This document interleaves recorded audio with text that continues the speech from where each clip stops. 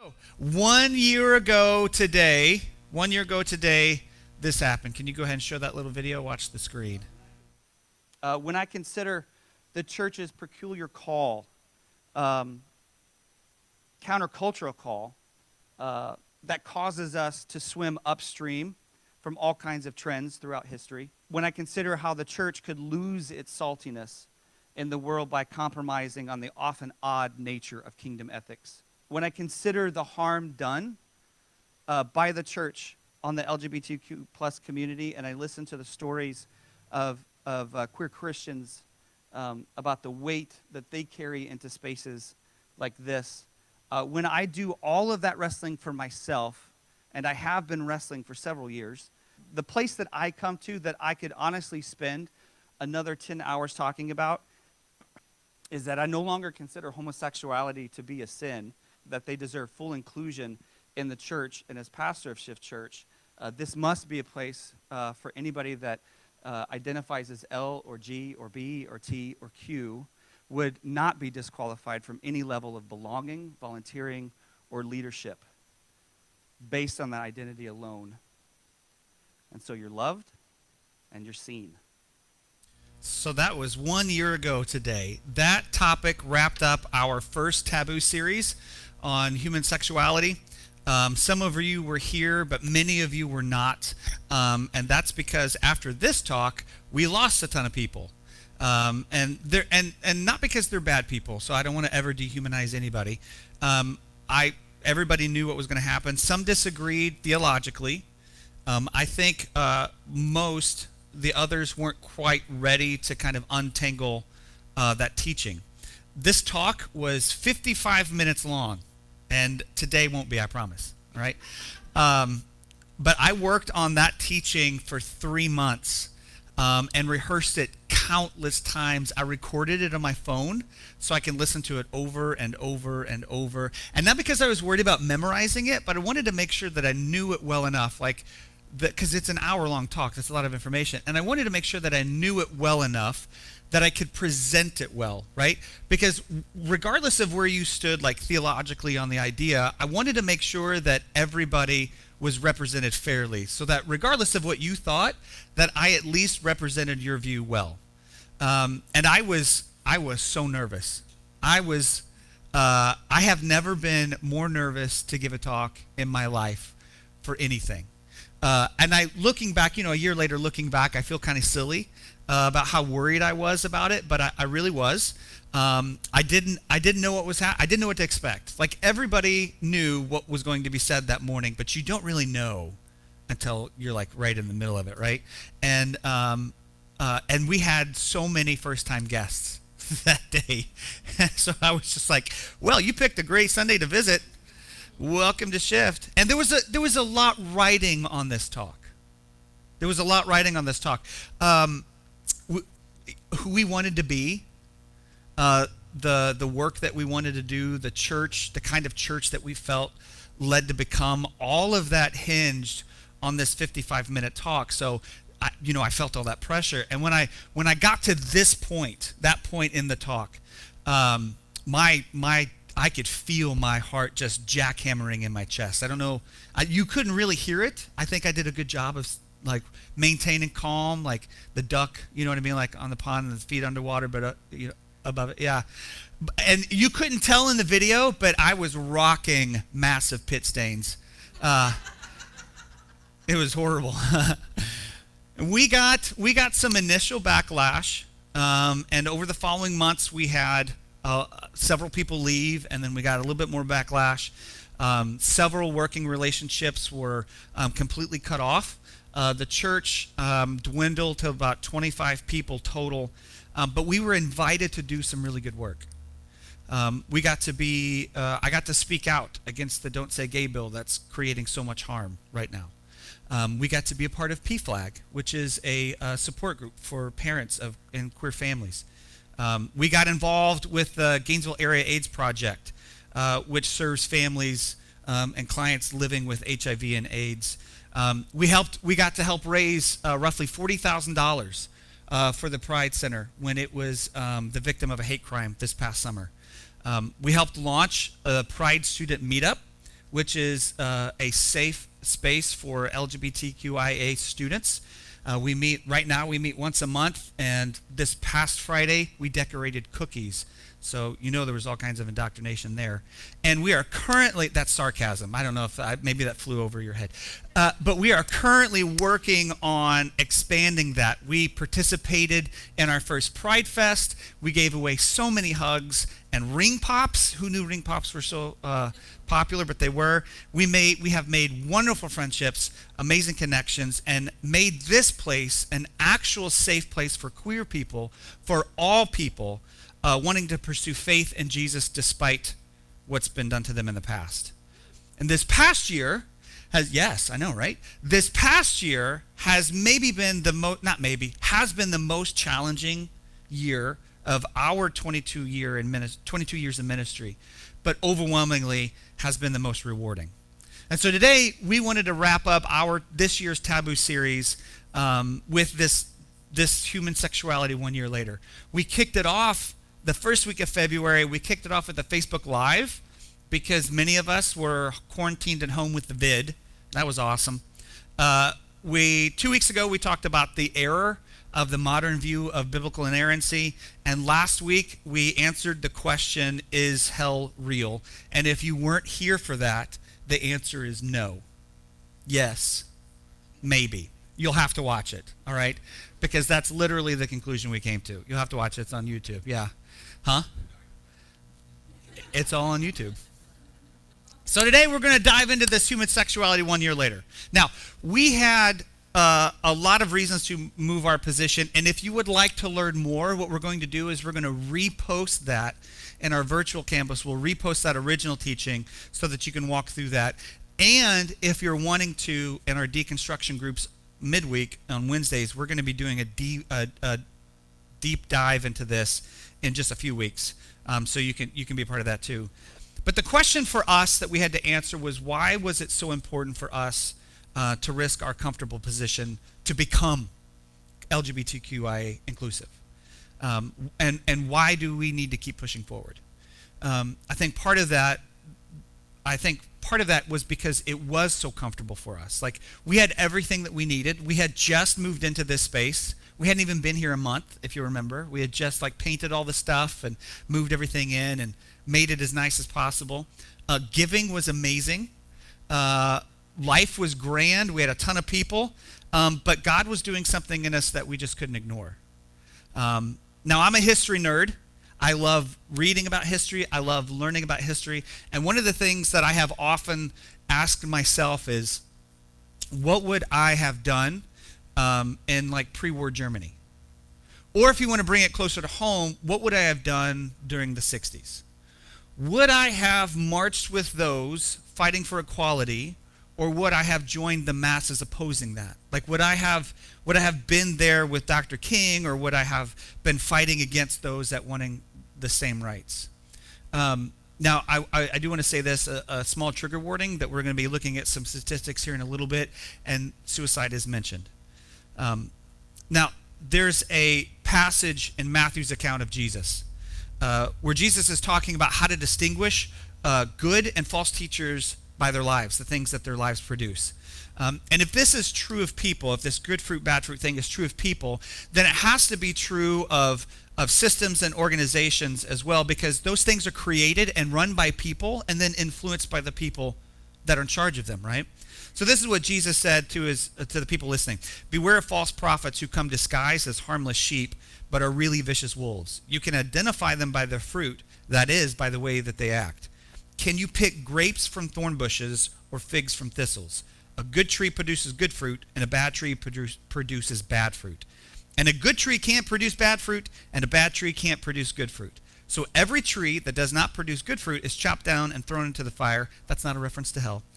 Yes, just as you can identify a tree by its fruit, so you can identify people by their actions. And this is what I want you guys to do. I want you to tell me if this is good fruit or bad fruit. You don't have to yell it out, but just rhetorical question.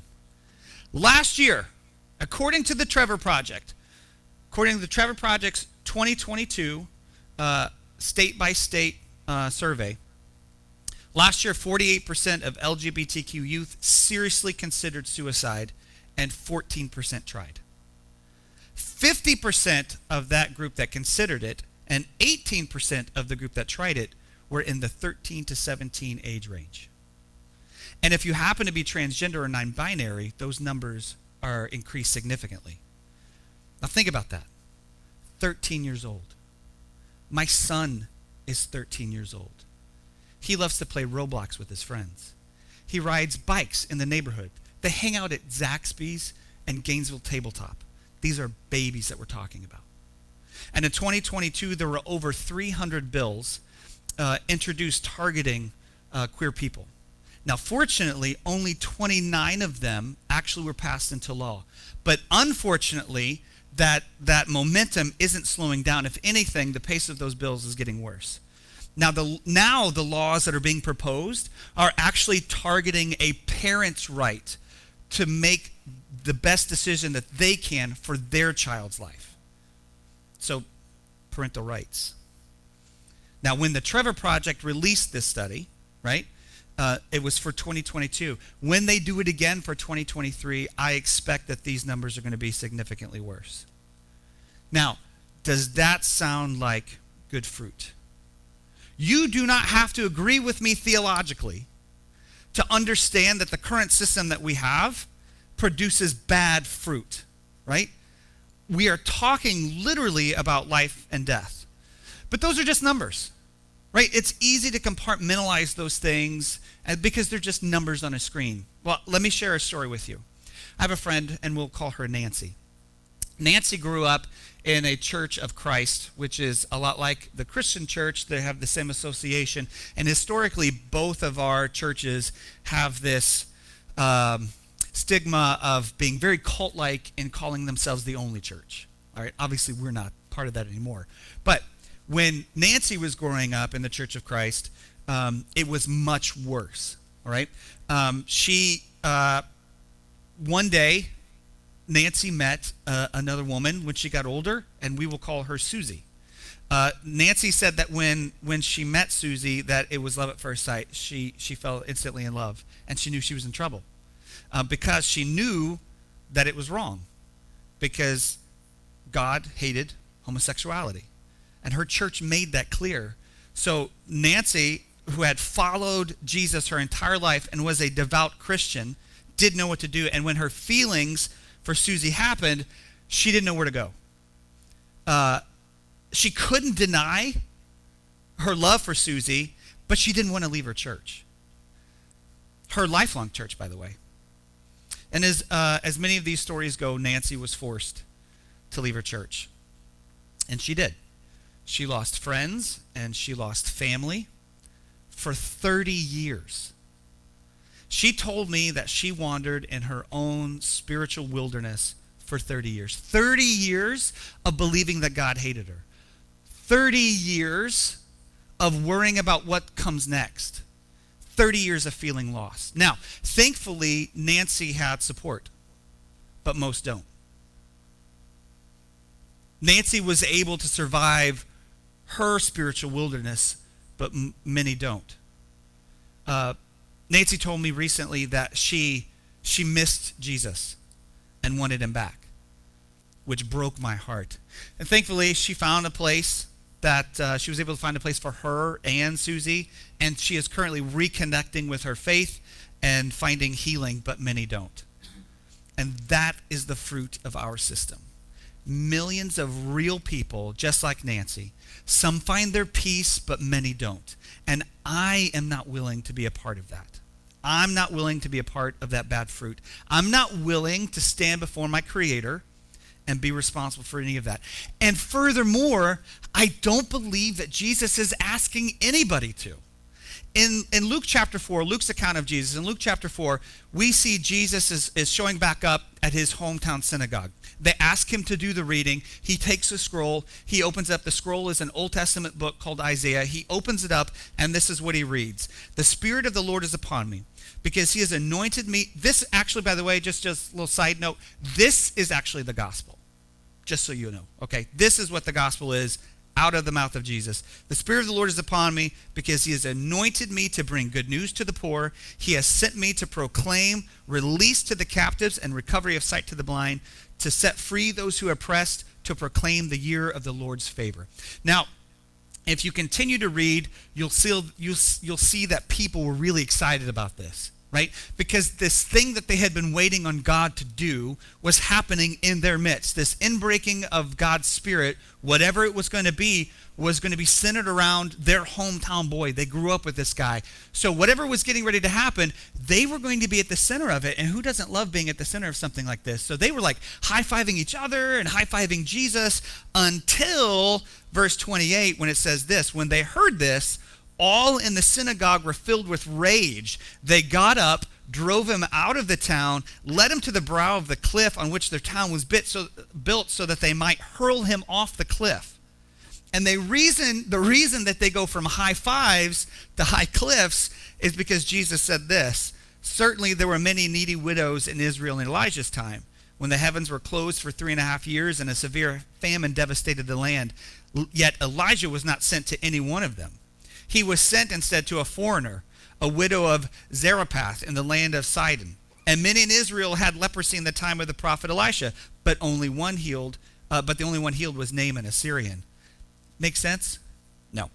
So what he's telling them is that this inbreaking of God's Spirit where they were is not about them. It's not just about them, and includes all of these people that they have othered.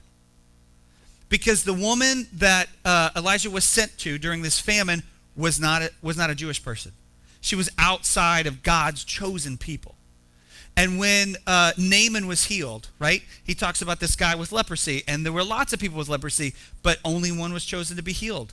And he was a high-ranking military official in the Syrian army, which was an enemy of the people of God. He is telling them that the inbreaking of the Spirit isn't about them. It's about all of those people that they've othered. And every time lines are drawn for in and out, to separate in and out, Jesus crosses those lines and then reaches back and invites people to join him. And we looked at ourselves and we asked the question: are we going to join Jesus at the top of the cliff, or will we join the masses trying to throw him off? Would we be people that would welcome Nancy and others like her on her journey, or would we just be one of many pit stops along the way? So we decided to be part of the good fruit. We decided to be a part of this inbreaking of God's Spirit. And so we're asking ourselves now, will we continue to do that work, or will we fall back? Will we really embrace and be a church for the rest of us, or will we join the masses? I'm going to be really honest. I don't know if God has brought us here, like here physically, or placed us here, or if we're here for a reason, or all of the things that churches love to, mythologize their beginnings and stuff. I don't know, but we're here, right? And looking back 1 year later, I'm thankful to be here. I'm thankful to be a part of all of the beautiful stories that we get to be a part of, all of the healing that we're allowed to be a part of, all of the good fruit that happens because of the space that we've been invited into. I'm thankful for all the struggle, and I'm thankful for all the hardship, and I'm thankful for the fire that molded us, that shaped us into who we are.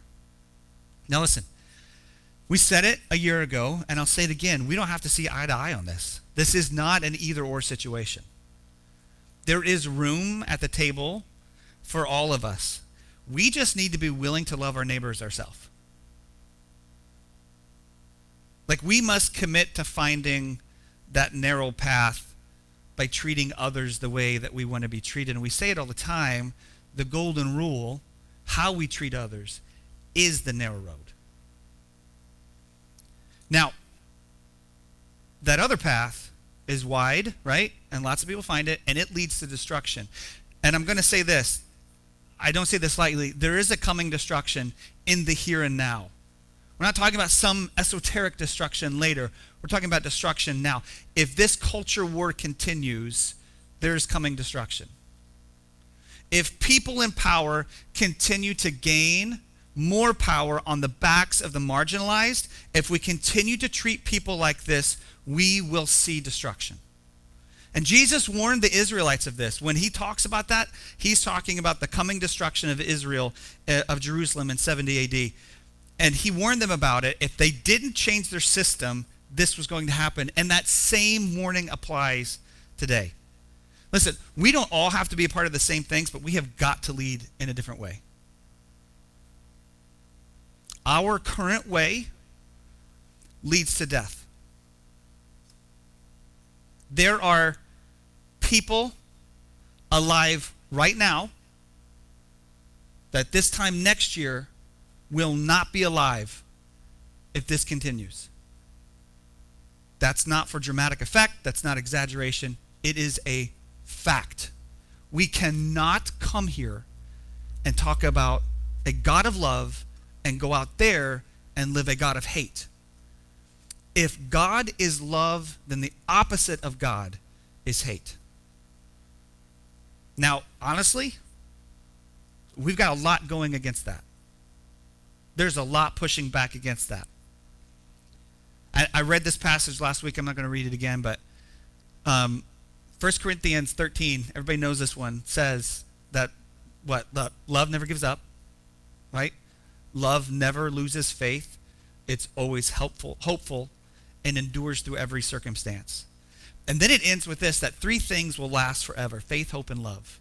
And the greatest of these is love. Whether Shift remains or not, whether Shift as an organization is here or not in another year, I'm committing to that. I'm committing to never giving up. I'm committing to never losing faith. I'm committing to remaining hopeful and committing to enduring through it all. And the invitation this morning is to join me in that commitment. And so, as I was thinking through, okay, but what does that mean, like now, right? What does that mean when we leave this place and tomorrow when we go to the workplace or we go to our schools? What does that mean? And so these are some of the questions that I was thinking through for myself. So for our time of reflection, I just wrote them down. What parts of our lives, what part of your life do you join the masses? What part of your life, what part of our lives do we join Jesus on that cliff? Are we living in a way that brings flourishing to everyone around us? Think about your home, right? Think about school. Think about workplace. Does your life bring flourishing to every single person around you? And then the last question that I came up with was, how will we live out that love of God that brings freedom to the oppressed? Now, I don't want to dictate to you what you need to think through or whatever. But if you would just go ahead and kind of turn those lights down for us. If you're new or whatever, we don't do like a big invitation. It's more like a reflection. We want you to kind of dive inward. And as we think on these questions, and the band plays for us for just, for a little bit. After a few moments, everybody's invited to partake of these little symbols, the symbols of Jesus' body and his blood. And these symbols represent Jesus exposing the oppression and violence that is inherent in all of our world's systems. And he exposed them with his own body and with his own blood, and he did so to bring us freedom. And it's a freedom that we don't have to wait for. It can start in the here and now. And so this morning, the last thing I want you to think about is this: we can either bring and participate heaven here, or we can bring or participate in hell here. Let's pray. God of the outsider, we are thankful that you crossed all of our lines, that you tear down all of our boundaries, and you expose all of our systems. May we follow your example and join you on the cliff. Forgive us and show us where we unknowingly harm others, and give us the courage, the will, and your spirit to live better, to live differently. Spirit, we pray that you empower us to live and to live out love for our others, and even to love our enemies. Show us how to love in healthy, sustainable ways. And we do all of this in the power given to us by the cruciform love of Jesus. And we pray these things in your name. Amen.